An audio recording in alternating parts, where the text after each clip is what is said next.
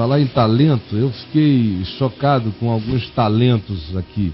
Um desses talentos foi uma criancinha hoje de manhã que me mandaram cantando uma música da Whitney Houston. Pequenininho, você tem ele aí, Judá? Se tiver, mostre esse talento. Ó.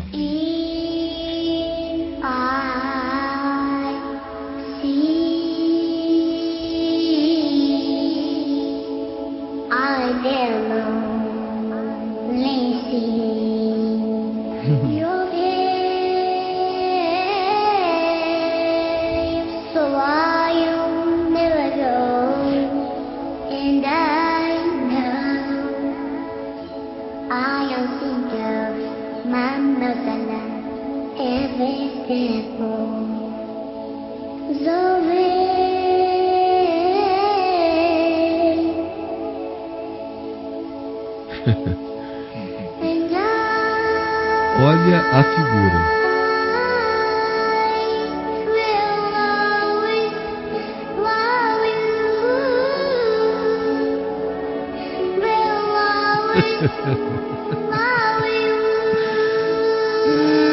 Mãozinha no fundo. Tira onda. Tira onda, moleque. Pagando Steve Wonder. Tá aí.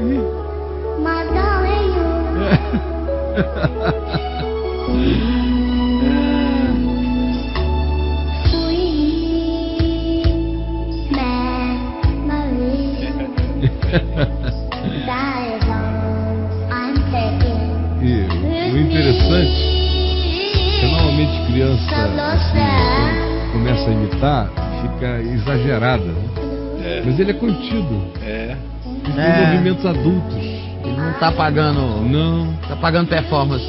Não. Ele é contido.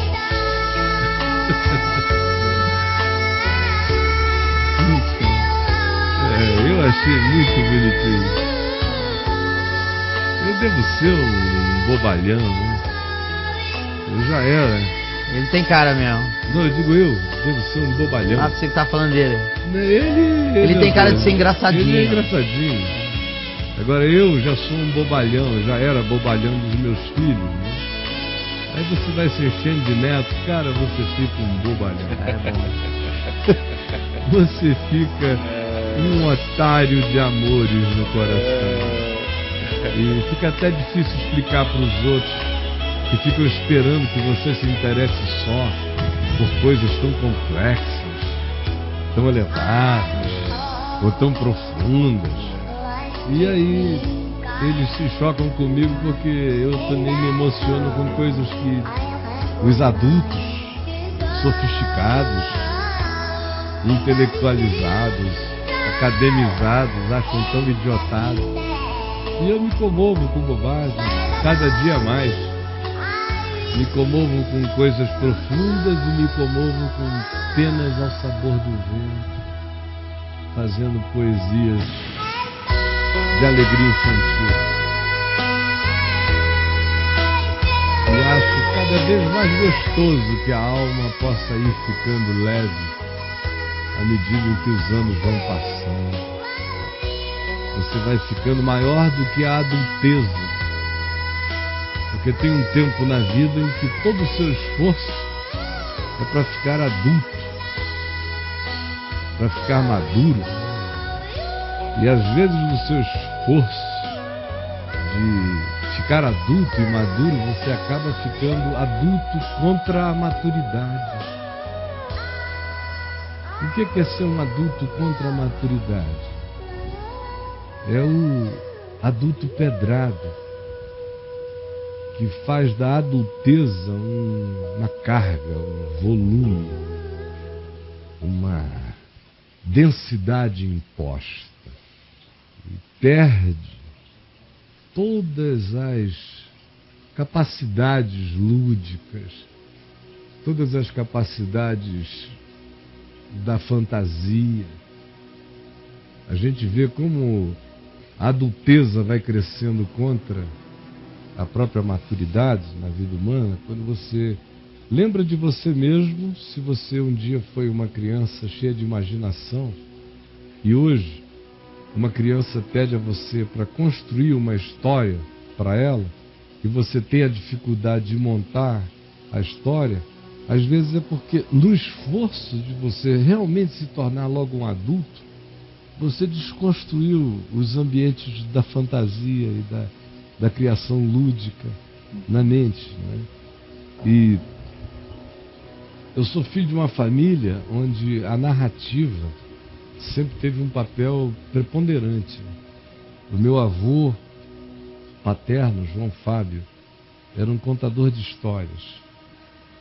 Meu pai, um grande contador de histórias, para nós filhos e para a multidão de netinhos que ele teve. E sendo um narrador, numa família de narradores e de contadores de história, ele sempre gostou de contar histórias do que acontecia com ele, ou na família, ou com amigos. E com isso ele me criou um amor muito grande pela história narrada de uma família. Por isso, desde pequeno, eu me ative aos detalhes históricos do que acontecia em família. Essa é a história universal da minha vida, é a história da minha família. Não é a do Alexandre o Grande, é da minha. Que eu devo conhecê-la melhor do que qualquer outra história universal. Mas o cara fica citando nomes de faraós do Egito e não sabe o nome do avô, do bisavô, histórias da bisavó, da sobrevivência da família, dos detalhes que o fizeram gente hoje. Esta é a história que eu tenho que conhecer melhor do que toda, porque por ela eu também me entendo. Entendo minhas idiosincrasias, minhas ambiguidades, minhas ambivalências, minhas virtudes, minhas doenças, minhas tendências à santidade e meus puxavancos para o pecado. Entendo a herança do vão comportamento que os meus pais me legaram, tanto quanto entendo a herança que a minha mãe, minha avó e meu pai me deixaram no espírito e nas construções. Agora, para isso eu preciso conhecer essa história. Eu estava ali dentro tomando um cafezinho com a família e dentre eles 2 netinhos maravilhosos, o Mateus e a Lara. E a Lara, ela fala o dia inteiro. Fala, quando não está falando, está cantando. Mas a Juliana diz que outro dia ficou sozinha com ela em casa, o dia inteiro com ela sozinha em casa. Quando chegou no fim do dia, quando o Tiago entrou, ela quase que chamou assim, o Tiago disse, pelo amor de Deus, Tiago, entra no assunto, porque eu não estou mais dando conta, porque mesmo que se eu não estiver conversando, ela está falando comigo e com todo mundo, e sozinha, e para lá e para cá, o dia inteiro, aquele toquinho, contando histórias. E ela adora ouvir histórias que você conte, como todos eles. Os meus filhos cresceram ouvindo histórias da Bíblia, em geral, e eu contei muitas histórias do Velho Testamento, mas eles sabem muito mais as do Novo. Eu contava histórias de curas, de milagres, construía os cenários das vidas daqueles personagens. Por exemplo, uma mulher do fluxo. Aí eu criava, com todo o conhecimento que eu tenho de vida cotidiana da Palestina do primeiro século, como é que era a casa dela e tal. Um Jairo, chefe da sinagoga, eu construía o cenário possível de um chefe de sinagoga em Cafarnaum. Um publicano como Mateus, como é que o cara vinha e contava as histórias e dava aquelas inventadas na circunstância da ambientação para fazer a narrativa bíblica entrar lá para eles. E é uma maravilha, é uma delícia, porque a mente vai se exercitando na narrativa e também quando você conta narrativas de família e quando você inventa, cria, constrói. Eu disse, às vezes a adulteza trabalha contra a maturidade. Você fica adulto contra a maturidade porque a verdadeira maturidade inclui todas as dimensões da sua vida. Não secciona. Então, se um dia eu tive uma dimensão lúdica, a minha maturidade Não tem que matar essa dimensão porque ela aconteceu quando eu era criança. Eu tenho que deixar na infância o infantilismo. Trazer da infância todas as riquezas que a minha mente possuiu na infância. E a minha mente foi muito rica na infância, a de todos nós. Cheia de construções, de fantasia, de criatividade, de imaginação, de autodistração. Uma capacidade de construir um mundo para dentro e passar uma hora inteira viajando por lá, para o bem. Então, essas dimensões todas de cada fase da vida devem ser incluídas no bojo da maturidade. Do contrário, a gente vira um adulto duro que secciona e corta o resto da existência, abandona, até se desmemoria do que aconteceu para trás, dessignifica a existência inteira anterior, não sabe por que vive uma vida adulta vazia, dura, pedrada, sem criatividade, uma velhice amarga e sem memória.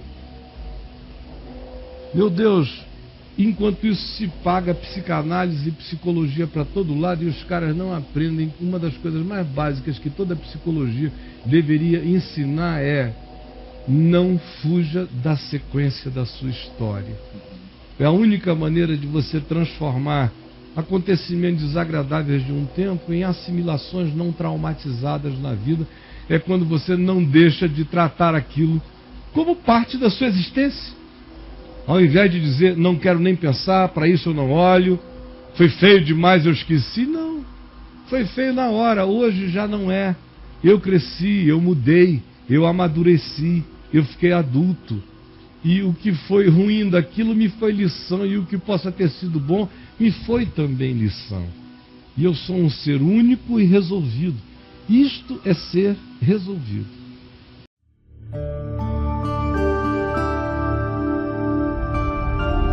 VNV TV, o canal é você.